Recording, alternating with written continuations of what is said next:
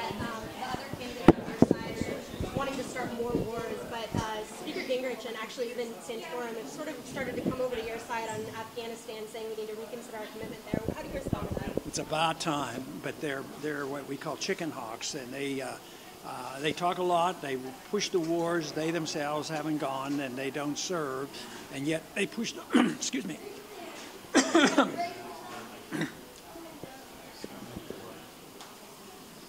I gave a speech for an hour, didn't do that. And they promote the wars. Sure, the politics has changed, and that's great. We're changing people's mind. The American people are sick and tired of it. But like I mentioned in my speech, I talked for 5 years trying to prevent the war in Iraq. So if they want to come on board now, fine and dandy. That means we're winning the fight. Congressman, Illinois suffered some tornadoes, and FEMA recently has decided not to provide aid. What are your thoughts on that? You've been hit with this question before, but for Illinoisans, can you speak to that topic? Well, it's a mixed deal.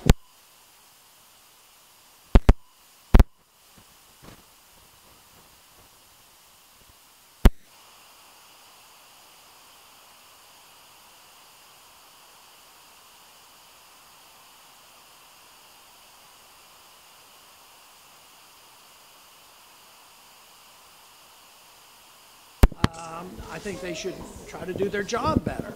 But I won't vote for more money for a program like that. But I will vote to cut like $10 billion from overseas, put $5 billion against the deficit, and put $5 billion into our infrastructure, or something we had promised the people and said this program was in place, because people in flood insurance, FEMA flood insurance, they've already been enticed to go into it. So I would try my best to salvage it and make it work, but I won't add money because the deficit is our real threat to our security. So therefore I would have to cut the spending, and it's the overseas spending I'd cut. Congressman, we got the NATO summits coming up in May in Chicago. You've been adamant against NATO. You've even called for us pulling out of NATO. What are your thoughts on NATO, and with Petraeus speaking that now that they take orders from international powers like NATO, the UN, your thoughts on how NATO has just grown out of control? Oh, it's absolutely out of control. You know, the Cold War's over. What if you wanted to argue the case that it was there to stop the Soviets? The Soviets no longer exist. There's no real excuse. They have to go around and look for an excuse, and we lose sovereignty. I mean, Obama used the NATO for going into Libya. So no, I think that's wrong. I think it's unconstitutional. I think it's bad. I just think that Robert Taft was right. You know, he said don't even get in NATO. Even back when there was a Soviet concern, he thought it would lead to problems like this. Congressman, how do you plan to bring home our troops? By ship. You just send the ship. They said how soon? As soon as I can get the ships there. The president is the commander-in-chief. We just marched in there without proper authority.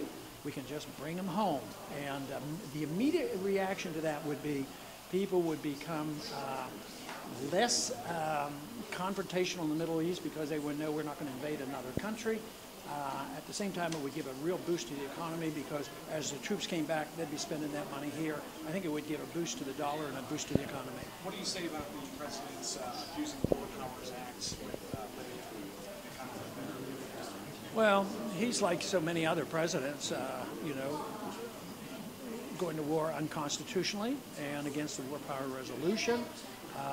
He shouldn't do it, but Congress are the wimps. They should just deny funding for it.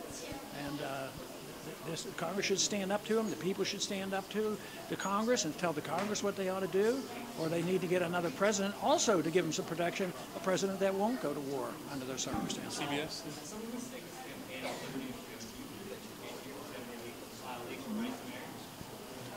People have a right to do anything they want as long as they don't hurt other people, as long as it's voluntary. And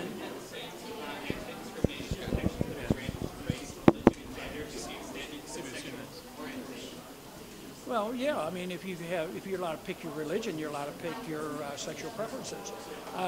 My preference on that whole issue is get the government out of it. Why do you have to have a license to be married? We wouldn't have these silly arguments, who's married and who isn't. Everybody gets to make up their own decision. Why wouldn't that solve the problem? That's local CBS right here on your right. Seeing Central Illinois' turnout tonight, I mean, just describe, how that feels to see these crowds here. Well, I was a bit ecstatic. The crowd was ecstatic. We had over 5,000 people. And I was told we had friends here, there'd be enthusiasm, but it was beyond my expectations because we've had 3,000 and 4,000 people come out on college campuses.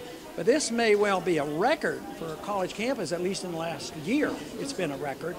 So, no, I was very, very pleased. And I think it's mutual. The young people usually say I energize them, but you can tell that they always obviously energize me as well.